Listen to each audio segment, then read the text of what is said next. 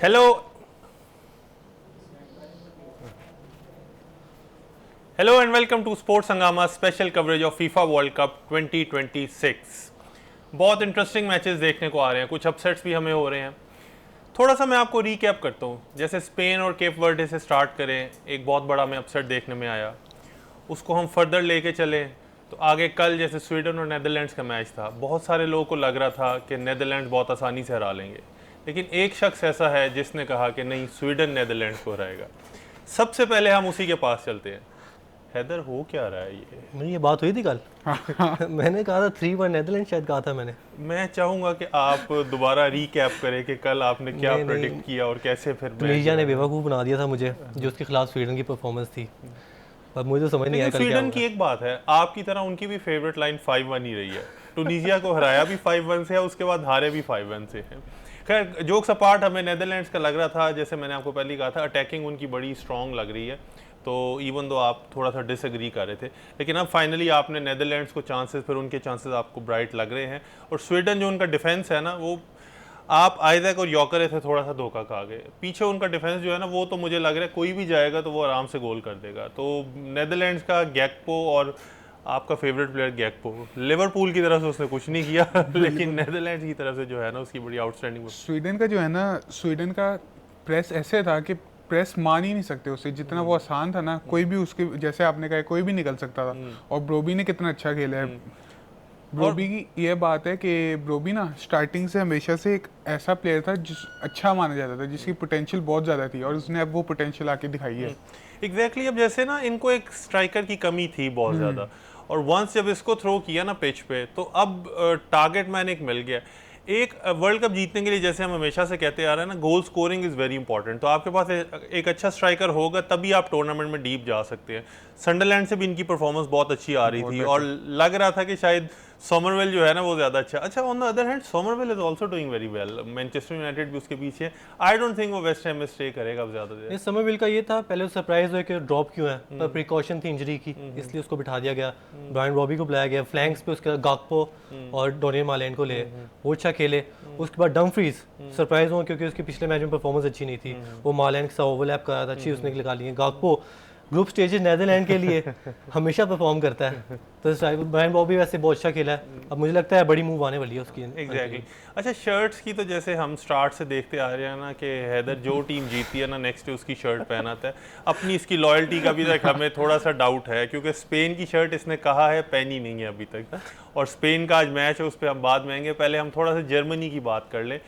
बड़ा ही शानदार मैच था जर्मनी और आइवरी कोस्ट का, और लग तो पहले यही रहा था कि जर्मनी शायद उनको बहुत आराम से हरा लेगा, लेकिन 60-70 मिनट्स तक तो upset was on the cards. नहीं, आइवरी कोस्ट ने गेम थ्रो किया है, जिस तरह के चांसेस उनको मिल रहे थे, मुझे तो समझ नहीं आया। जो 88% पे जो मैच था, मिनट पे जब जो चांस था, फर्स्ट टच पे उसने फिनिश ही नहीं की।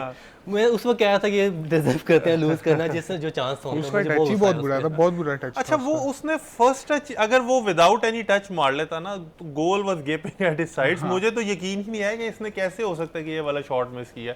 और बाकी ओंडाव का जो, अब बहुत सारे लोग तो कह रहे थे कि मे बी ये वर्ल्ड कप स्क्वाड का ही हिस्सा नहीं होगा, वो जाएगा ही नहीं वर्ल्ड कप में। स्टुटगार्ट की तरफ से उसकी परफॉर्मेंस बेहतर थी, लेकिन फाइनली जाके गेम चेंजिंग उसने जो है ना, स्पेशली मुझे उसका सेकंड गोल बहुत शानदार लगा, क्योंकि जो उसने पास किया था वो बहुत जोर से फिज किया हुआ था, उसको control it and then finish it.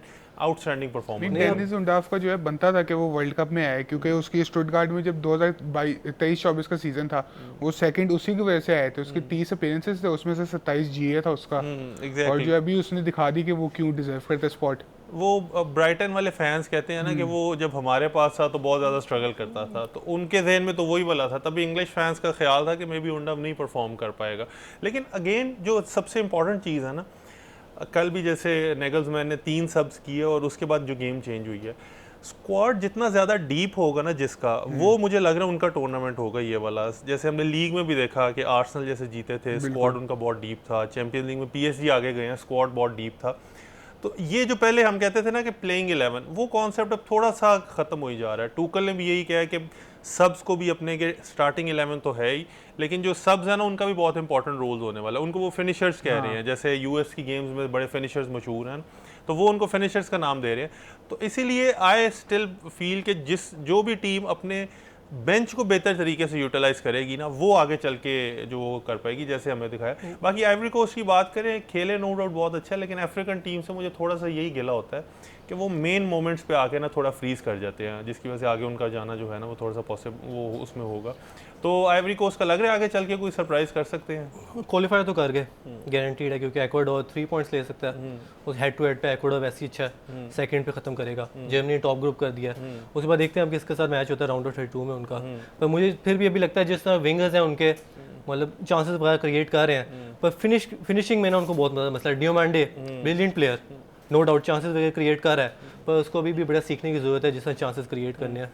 Plus उसकी एज भी अभी तो इज क्वाइट यंग जो है वो। उसके बाद पेपे आया था तो उससे वो भी एक बार निकल गया, तो वो मुझे उसके पुराने जो क्लब प्लेइंग डेज याद है। मैंने कहा कि ये दोबारा से, लेकिन वो उसने जो क्लब में भी करता था आगे चल के इवेंचुअली एंड प्रोडक्ट उसकी जीरो थी। कल भी उसका वही हिसाब था। बाकी नेगल्समैन का ये है कि उनडे को स्टार्ट कराता है, अगले मैच में या नहीं कराता अगर राउंड ऑफ 32 में जाते हैं लोग, क्योंकि हैवर्ट्स मुझे नहीं लगता ड्रॉप करना चाहिए वैसे। नहीं, हैवर्ट्स से ही जाएगा, स्टार्ट हैवर्ट्स से ही करेगा। बाकी साने है, साने को तो ड्रॉप करना चाहिए क्योंकि कल भी उसकी परफॉर्मेंस कोई अच्छी नहीं थी। बाकी 2 स्ट्राइकर्स खिला सकते हैं ये, पर ये जर्मनी का तरीका नहीं है इस तरह का। बाकी श्लॉटरबर्ग जो है वो इंजर्ड हो गया और रुडिगर उसकी जगह पे आया। पर मुझे डिफेंस पे अभी भी इतना मैं नहीं हूँ जर्मनी की, जर्मनी ओपन स्पेसेस पे जा रहे हैं। एग्जैक्टली जिस तरह कुरासाओ ने उनको किया था ना थोड़ा सा फर्स्ट मैच के बाद, मुझे उन पे एक डाउट यही था कि जर्मनी जो है ना मे बी डिफेंसिवली इतना नहीं सॉलिड खेल पाएंगे। तो वही मिस्टेक्स है उनकी जो आगे चल के राउंड ऑफ 16 तो क्वालिफाई से क्वार्टर फाइनल तक का जाएंगे, लेकिन किसी अच्छी टीम के अगेंस्ट जाके आई डोंट थिंक ये बहुत जैसे राइट बैक और लेफ्ट बैक उनके ब्राउन और किमिक अटैकिंगली बहुत अच्छा खेल हैं, पर डिफेंसली भी स्ट्रगल कर रहे हैं। ब्राउन तो मुझे लग रहा था कि पहले जब ओंडम ने नहीं किया था may be brown is the one जो कि उनको जितवा देगा या विनिंग गोल जो है ना वो ब्राउन मारेगा। अच्छा, दूसरा जैसे ये हमने जर्मनी का कहा, बड़ा सरप्राइजिंग एक और फैक्ट है कि लास्ट 2 वर्ल्ड कप में ये ग्रुप स्टेज से नहीं आगे क्वालिफाई कर सके। रशिया में भी ग्रुप स्टेज में बाहर हो गए थे और कतर में भी बाहर हो गए थे। बहुत बड़ा पेडिग्री वाला नाम है।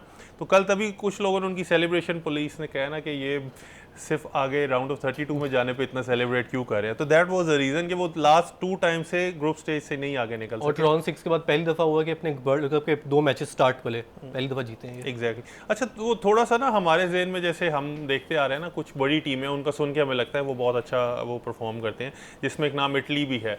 अब इटली तो वर्ल्ड कप में नहीं क्वालिफाई कर रहे। अब वो लेट्स सपोज अगर वो आगे आए और वो फिर जब करेंगे तो सेलिब्रेशन फिर इसी तरह ही होगी।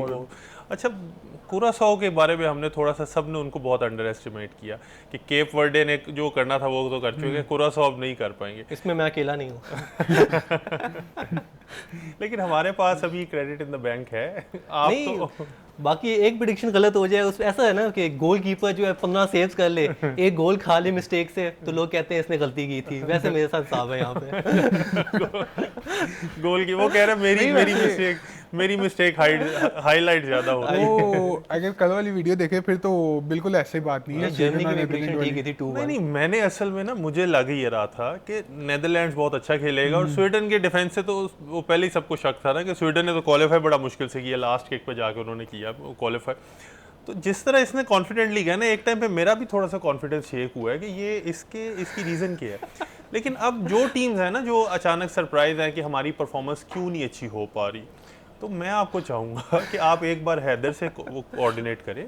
ऑपोजिशन टीम का अगर ये नाम लेगा तो फिर आपके चांस है। मतलब आज मैं सऊदी अरब कह देना चाहिए। आज वही मैं अभी उस पर वही जानना चाह रहा था कि उस पर ये अब क्या कहता है, स्पेन को हरवाता है या सऊदी अरब को जो है ना वो हरवाता है। थोड़ा सा इस पर बात कर ही ले कि स्पेन और सऊदी अरब का क्या फिर आज लग रहा है। देखिए, एक उनको डिलो फुएंटे को तो वैसे मिस्टेक से सीख लेना चाहिए जो पिछले मैच में की, क्योंकि सऊदी अरब ने वही लो ब्लॉक खेलनी है। तो इनको कुछ चेंजेस करने चाहिए मिडफील्ड में, जैसे फेबिनियो इसको ड्रॉप कर देना चाहिए और डैनी ओल्मो को खिलाना चाहिए। बाकी लमीन यमाल, निको विलियम्स तो स्टार्ट करेंगे। इनको ह्यूज बूस्ट है। बाकी स्टेटमेंट विन होनी चाहिए, जिस तरह नीदरलैंड और जर्मनी खेल गए हैं, तो उनको भी स्पेन को दिखाना चाहिए वर्ल्ड कप में आ रहे हैं। सऊदी अरेबिया को थोड़ा अंडर एस्टिमेट नहीं कर रहे स्टेटमेंट विन के मतलब I think win of any sort. यूरुग्वाई जो है, यूरुग्वाई को देखिए, उन्होंने पिछले वर्ल्ड कप से पहले फ्रेंडली मैचेस नहीं खेले। उनका आखिरी मैच मार्च के अंदर था और डार्विन नूनेज स्टार्ट कर रहा है, वो आखिरी मैच अपना फरवरी में खेला है। तो यूरुग्वाई जो है वो इतने अच्छे फॉर्म में नहीं है डेफिनेटली, तो इसलिए मैं कहता हूँ स्पेन जो है वो चलेगा। फरजान, फिर स्पेन को हम जितवाएं या इसके साथ देने के लिए सऊदी अरब को वो सपोर्ट करता है? अपसेट तो हो सकता है, लेकिन मैं चाहता नहीं कि मैं उधर बैठूं, तो मैं कह देता हूँ कि स्पेन जीतेगा। क्योंकि सऊदी की ये बात है कि वो लो ब्लॉक खेलेंगे, उन्होंने सेंट्रल स्पेसेस में बस जो है वो डिफेंस रखनी है कि जो है उन्हें अटैकिंग चांसेस ना मिले। लेकिन अगर लमीन यमाल खेल रहा है तो यही बात है, हैदर ने भी पहले की थी, जब आप स्पेन के खिलाफ खेलते हो ना तो आप स्पेन को नहीं लमीन यमाल को रोकते हो। तो यही बात है कि अगर वो लमीन यमाल को रोक लिया, अच्छा रोकने, अब जैसे लमीन यमाल पे ज्यादा फोकस का निको विलियम्स भी फायदा उठा सकता है। देखिए 3-4 प्लेयर्स तो लमीन यमाल पे गारंटीड होते ही होते हैं, बाकी उससे स्पेसेस बड़ी मिल जाएंगी इन लोगों को। मिकेल ओयाज़ाबाल 30 मिनट्स पे पहला टच था उसका केप वर्डे के खिलाफ, तो रिकॉर्ड बन गया ना वो क्योंकि तो, हाँ। मिकेल ओयाज़ाबाल जैसा प्लेयर 30 मिनट्स पे इन्वॉल्व हो रहा है, ये तो बहुत ज्यादा अच्छा गलत बात अब है। उसमें थोड़ा सा ना ये है, मतलब बोथ साइड्स का ही है, मिडफील्डर्स की भी प्रॉब्लम है, उस बॉल का खुद भी वो है कि वो नहीं इन्वॉल्व हो सका, क्योंकि जब ये स्टैट निकला था ना, स्पेन जैसे रखती पोजीशन फुटबॉल है, उसमें उनके स्ट्राइकर को तो सबसे ज़्यादा इन्वॉल्व होना चाहिए, बाकियों को भी बल्कि गेम में लेके आना चाहिए। तो ऐसा रिकॉर्ड स्पेन के पास होना कि 30 मिनट्स तक आपके स्ट्राइकर ने एक बार भी बॉल टच नहीं की, योकरेज जैसे खेलता है उस तरह का स्ट्राइकर हो ना, फिर तो समझ में आती है कि चले आपने रन इन बिहाइंड करना है तो आपको एक ही चांस मिलना है। या इवन हालैंड को टचेज उसके बहुत कम होते हैं कि उसने फिनिश करनी है, लेकिन स्पेन तो साथ सबको लेके चलते हैं, तो उसमें बहुत ही ये सरप्राइजिंग फैक्ट था। तो आज तो ओयाज़ाबाल मुझे लगता है, और प्लस वैसे भी सुपर सब के रोल में ज़्यादा बेहतर रहता है स्पेन की तरफ से ये। नहीं हालैंड की तो ये बात करें ना, हालैंड स्ट्राइकर है पूरा, गोल पोचर है, उसके टचेस कम एक्सपेक्ट कर भी रहे थे हमें। मिकेल ओयाज़ाबाल ड्रॉप डीप भी करता है, विंग पे भी चला जाता है, फिर भी उसके टचेस नहीं थे, ये मैं सरप्राइज इस बात में भी। डेला फोंटे भी वो थोड़ा सा वो क्लेवर बनने के, जो फर्स्ट मैच है तो आप थोड़ा सा वो उसमें एक्सपेरिमेंटेशन कर लें। यमाल प्लस जो है, अच्छा यमाल से क्या उम्मीद लग रही है कि यमाल आज परफॉर्म करेगा? मैं फिर आपको बात कर दूंगा कुछ फिर फंस जाऊंगा करके, पर मैं कहूँगा 3-0 विन और यमाल का ब्रेस होगा। अच्छा यमाल भी, आप फाइनली वो जो दो उसके गोल्डन बूट की रेस में आज यमाल भी एंटर होने वाला है, आपको क्या लग रहा है यमाल की तरफ से कुछ आउटस्टैंडिंग परफॉर्मेंस आ सकती है? मैंने यही कहा है कि लमीन यमाल को रोकना पड़ता है, लमीन यमाल अच्छा गेम होगा उसका, एक गोल तो मार देगा कम से कम। अच्छा बाकी यूरुग्वे तो आई गेस वो यूरुग्वे से उम्मीद रखें कि यूरुग्वे केप वर्डे को हरा देगा कि दोबारा आज वो जीतेगा? केप वर्डे अब हर दिन तो स्टोरी नहीं चलती ना, कि आप हर दिन गोलकीपर ही बचाता रहेगा आपको, क्योंकि डिफेंसिवली बहुत ज़्यादा फारग हैं वो लोग, केप वर्डे नहीं उनको बचा रहा है। बाकी वजीनिया के तो फॉलोअर बढ़ गए, कल इसके कुरासाओ के प्लेयर की क्यों बढ़े? अच्छा कुरासाओ वो ही कह रहे थे, एक तो मैच ऐसे टाइम पे था कि उसको ज़्यादा जो सर्च मिली है वो तो यूरोपियन ये है, वैसे लोगों ने वो रूम थोड़ा सा कुरासाओ का भी हम जिक्र कर लें। कुरासाओ के कल कीपर ने रिकॉर्ड ब्रेक किया है, 15 सेव्स एक मैच में, वर्ल्ड कप मैच में। हावर्ड ने इससे ज़्यादा क्यों, ये टिम हावर्ड ने, लेकिन वो मैच चला था एक्स्ट्रा टाइम तक, 90 मिनट्स में ये रिकॉर्ड बन गया कि किसी ने 15 सेव्स, 15 का मतलब है कि आफ्टर एवरी 6 मिनट्स उसे एक शॉट जो है ना वो फेस करनी पड़ी है एवरेजली। तो बड़ी शानदार परफॉर्मेंस थी एक्वाडोर से। बाकी उम्मीद तो बहुत थी, लेकिन वो एक्वाडोर कम और एक्वास्नोर ज़्यादा लग रहा था, इतनी बोरिंग परफॉर्मेंस के ऊपर डिफेंस भी लगता है अपने बैक कर रहे हैं, और उसके बाद अटैक तो मुझे तो लग रहा है पहला ग्रुप होगा जिसमें से थर्ड बेस्ट टीम नहीं निकलेगी, क्योंकि दोनों के एक एक पॉइंट्स, कितने पॉइंट्स हैं? अब एक्वाडोर का भी एक पॉइंट हो गया एग्जैक्टली, और जर्मनी से एक्वाडोर का अगला मैच है, और कुरासाओ का जो आइवरी कोस्ट है, तो मुझे लगता है जीतने वाले हैं। आइवरी कोस्ट तो हरा लेगा कुरासाओ को, और जर्मनी और एक्वाडोर का मेन मैच है। था ये ग्रुप ऑफ डेथ थी, लेकिन एक्वाडोर ने कल वाली अपनी परफॉर्मेंस के बाद, क्योंकि अगर एक्वाडोर के भी 3 पॉइंट्स होते ऑन द बोर्ड और फिर लास्ट मैचेस पे आके थोड़ा सा टफ होना था, जर्मनी का भी थोड़ा ऊपर नीचे हो सकता था, लेकिन अब तो प्रीटी मच यही होगा कि Germany will probably top the group, और एक्वाडोर जो है ना वो, एक्वाडोर ने तो ये मैच फंबल कर दिया था, वरना जो है बाकी टुनीशिया का कल हम वो रेना हवा की बात कर रहे थे, उसको लाने का क्या पर्पस था? एक मैच के लिए लाना था? ऐसे चाहता प्लेयर कोई मैनेजर बना देते किसी, उसको पुराने वो लोग, या पुराने से ही थोड़ा सा कर लेते कि यार चलो 2 मैच तुम भी गुजरवा दो हमारे, सेंस नहीं बनती ना। आप एक्सपेक्ट कर रहे हो अच्छी परफॉर्मेंस, वो भी टुनीशिया से, ये मुझे समझ नहीं आई थी। और हार्वे रेनार्ड को ले आया कि कोच को सैक कर रहे हैं middle of the world cup.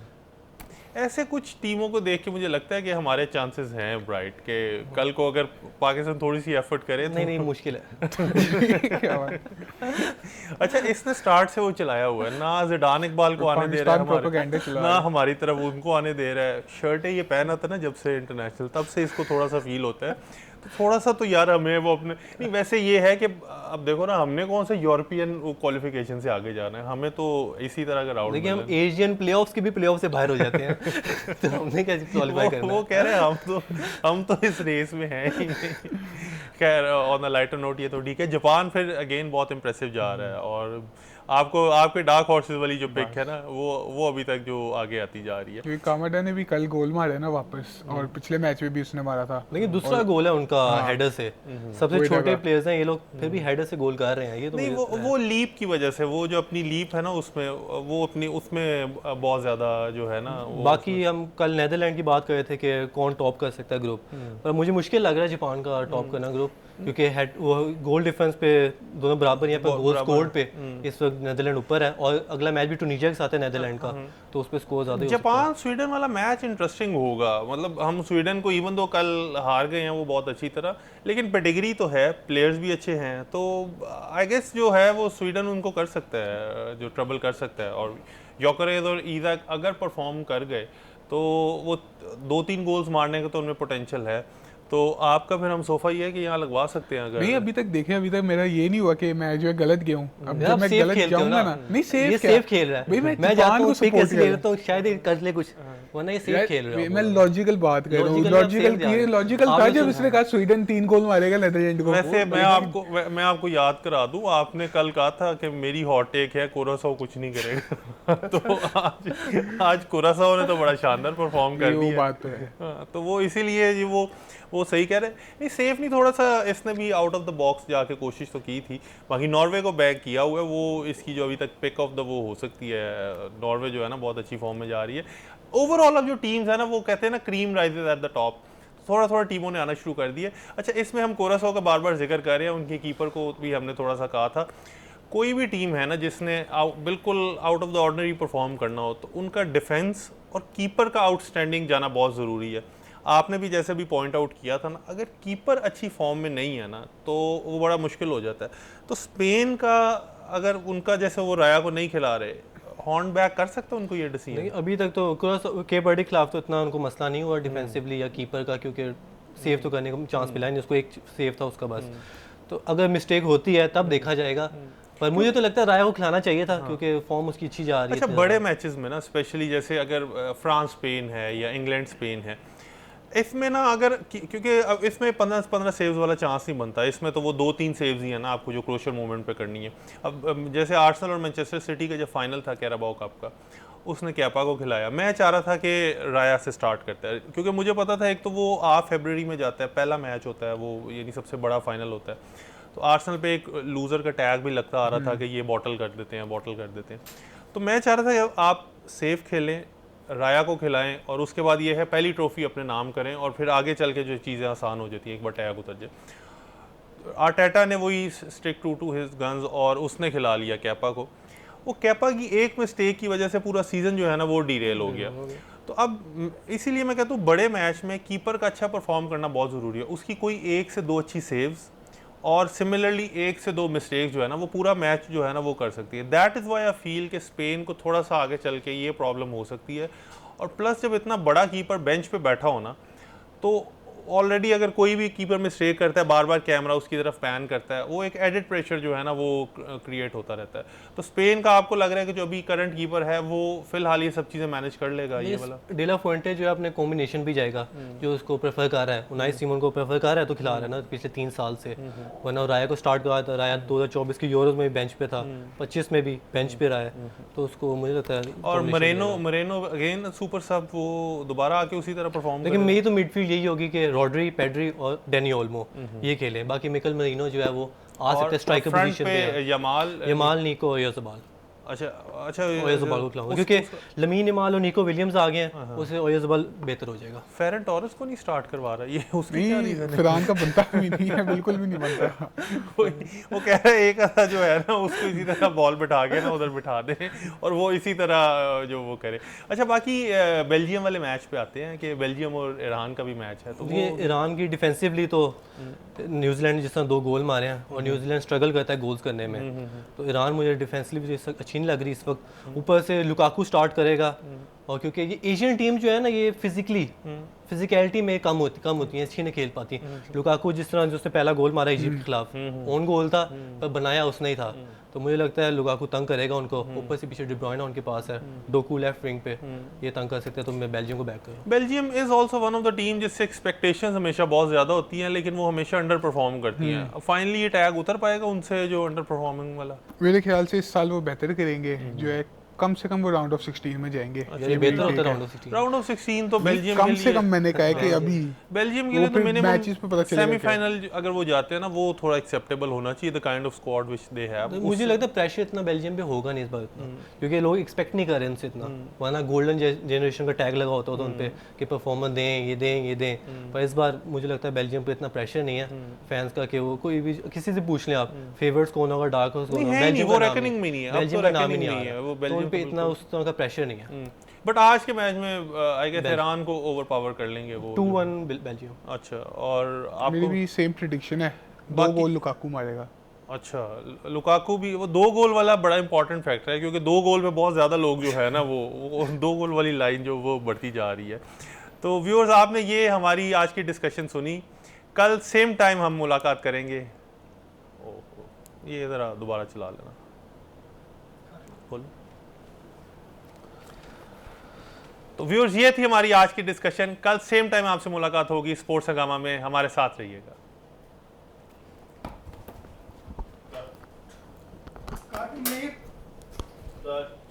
20 minute हो गए थे, मैं फिर 20 मिनट हो गए।